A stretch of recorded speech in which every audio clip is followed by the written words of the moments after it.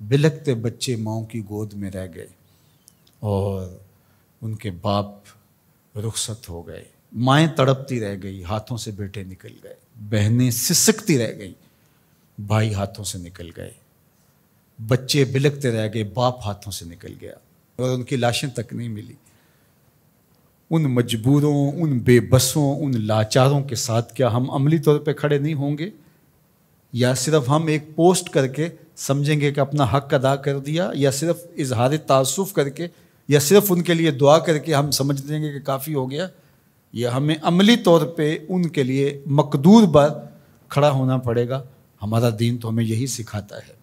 تو ان بلکتے ہوئے لاچار اور مجبور لوگوں کی مدد کے لیے جب ہم ان کے ساتھ عملاً کھڑے ہوں گے، ہم ان کی ضرورت کو پورا کرنے کے لیے اپنے وسائل کے ساتھ کھڑے ہوں گے، تو عرش کا رب کتنی کرم نوازی ہمارے اوپر فرمائے گا۔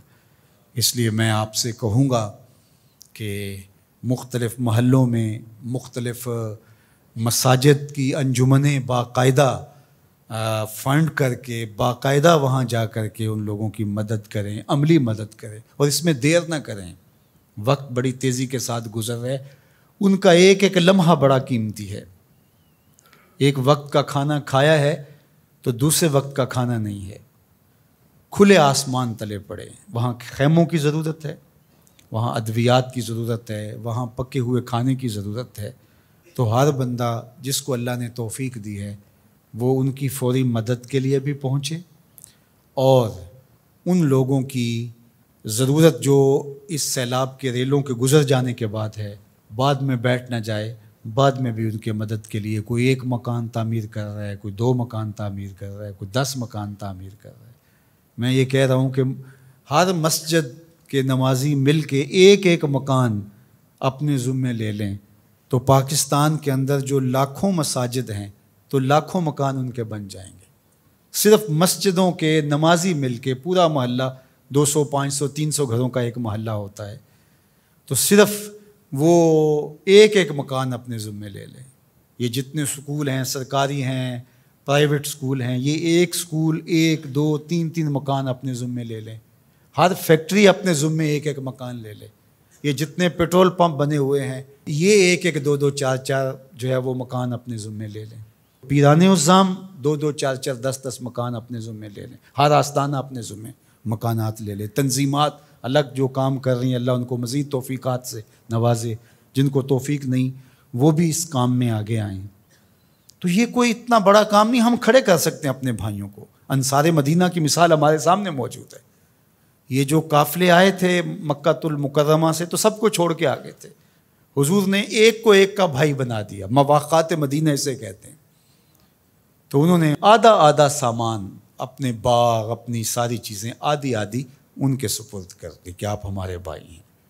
کائنات میں مدد، نصرت، اعانت اور یوں بھائی چارے کی کوئی اور دوسری مثال اس طرح کی نہیں ہے، اور یہ دین قیامت تک ہے۔ تو وہ سنت مسلسل ہونی چاہیے کہ ایک ایک فیملی اپنے ذمے لے لیں۔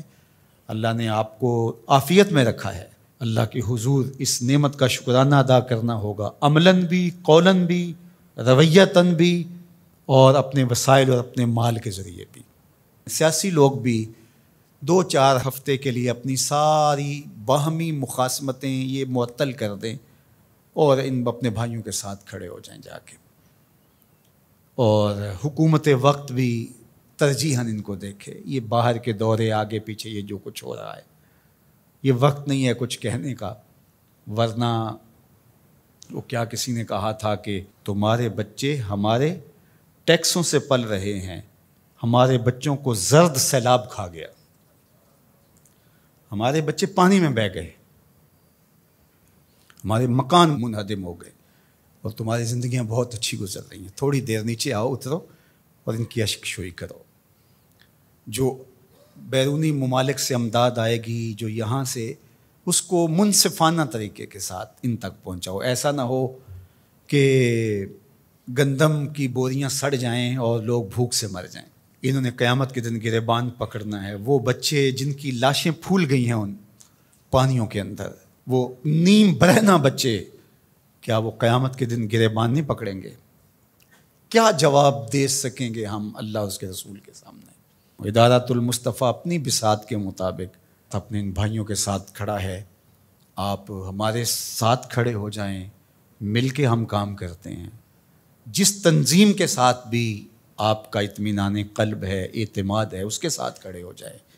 یہ بڑی تیزی کے ساتھ کام کرنے کا وقت ہے، زیادہ سوچنے کا وقت نہیں ہے. فوراً کسی کے ساتھ جڑ جائیں، خود چلے جائیں، دوڑ پڑیں وہاں. آپ ان کے ساتھ کھڑے ہوں گے، وہ اپنے ساتھ آپ کو موجود پا کر ہی جو ہے ان کو تسلی ہوگی، تشفی ہوگی کہ یہ ہمارے درد میں ہمارے کوئی آنسو تو پوچھنے والا ہے.